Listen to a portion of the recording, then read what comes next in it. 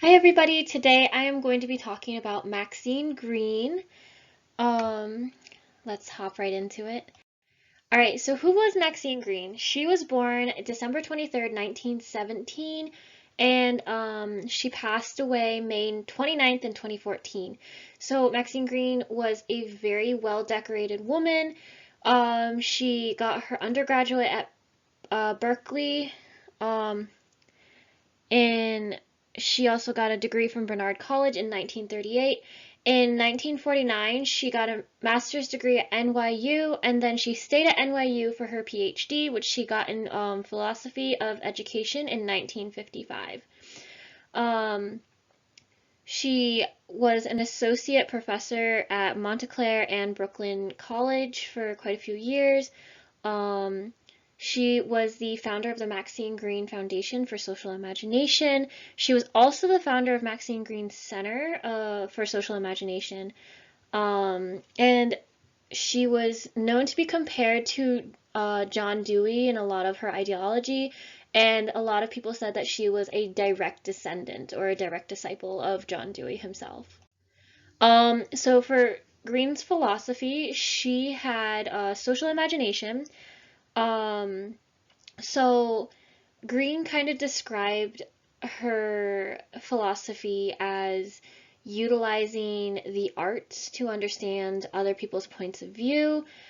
She stated that social imagination is at work when we perceive something as unbearable.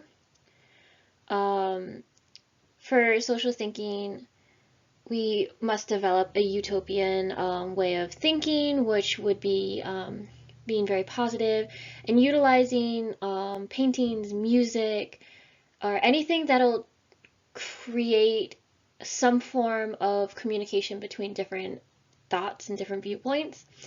Um, it's the concept of being able to, basically, the concept of being able to imagine yourself in a different reality and all of the possibilities that that reality could bring. So, the way I perceived it was if I was unhappy in my current reality, and I wanted to perceive something as, if I perceived myself doing something different to change my reality and put myself into a different situation that makes me feel less like my current situation is unbearable, that's kind of what she's thinking. Um, so here is a short video for Maxine Greene.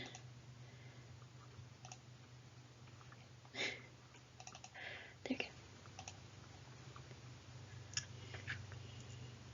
I talk about it as wide awakeness.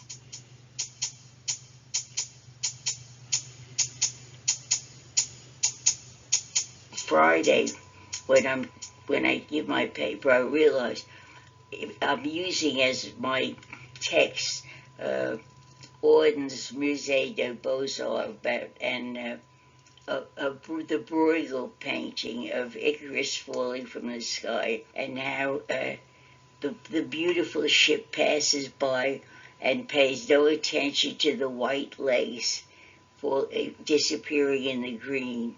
A child fell out of the sky, so we go on our way.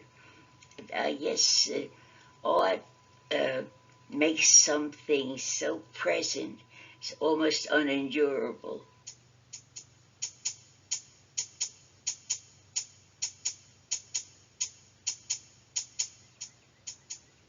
The idea of how you engage with a painting is it's not the way you engage with a poem, but it has to open something in your consciousness it hadn't opened before.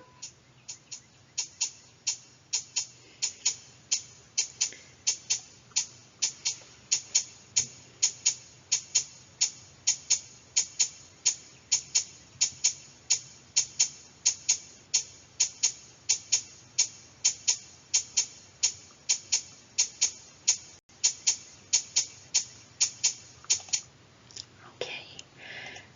So that was Maxine Greene. And social justices at work, stop and think. Have you ever thought that a situation in or around your life has been unfair and unbearable? What was it? And what did you do to challenge that? If not, why? I just thought this was a really interesting activity to have included in this presentation, just because it's it's the concept of putting yourself into another situation that makes you really think about what you can do to change something. And I think that as a future educator, this is a really important thing to think about, is putting yourself in someone else's shoes and imagining that life. And I think that's why Maxine Greene is such an important philosopher to know about. How does this affect the classroom? So I found this to be really interesting on what teachers can do. So it has an effect on the teachers and it has an effect on the students. So for the teachers, it changes how we look and interact with students, because not only can you apply this to different art forms by looking at paintings with students and getting their grasp on what they see and what they perceive, but it also kind of forces us to really look and see the art and the other forms of media that students put forth. So asking them to do art projects, and it helps us understand them on a deeper level rather than just discussing and talking with them, because there's not always that time in the day. It also forces a utopian way of thinking. So like, what am I doing? How can I fix things? And how can I better my reality by thinking of other realities and all the different routes that can be taken? So the effect on the students is it encourages students to think for themselves and outside of themselves to better life for everyone. So as I was saying, it's a utopian way of thinking, and that's not just for the teachers to see students for more than they are. It's for students to see themselves for more than they are, to perceive society through different forms of media, and to be able to independently and introspectively think for themselves. And I think that's a really important thing for students to have, to build confidence and to build independence. The last slide I have, thoughts and opinions. So I mentioned earlier that Greene and Dewar are closely intertwined. Both emphasize a very child-based learning, so it's about giving students independence, but also guiding them to find that independence for themselves. And I thought that was really interesting. In quite a few sources that I read, Maxine Greene was considered an activist. And even from her different foundations and centers, she's doing as much work as she possibly can to better the lives of her students and to give them that independence and to teach them how they can better their lives and better their societies. And one thing that really struck me that she kind of touched on was that as teachers and educators, we need to remember that the positives come with the negatives. So we can give our students as much media and as much information and anything that we can give them as possible that is positive, that they can put themselves in those positive realities, to encourage them to seek out those positive realities. But there are also some realities where there will be negatives, and that we do have to keep students grounded and remind them that not everything is going to be flowers and sunshine, and that there will be things that force certain realities to happen. So not everything is going to be positive, that there are negatives as well, and introducing students to those negative medias is just as important as introducing the positive realities and medias. Overall, I think Maxine Greene was a wonderful woman. I really admire everything that she stood for and that she did. She wanted to really better the lives of students through giving them a source of kind of introspective reflection.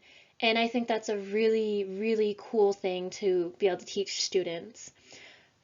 And I think that is all. So thank you so much for listening.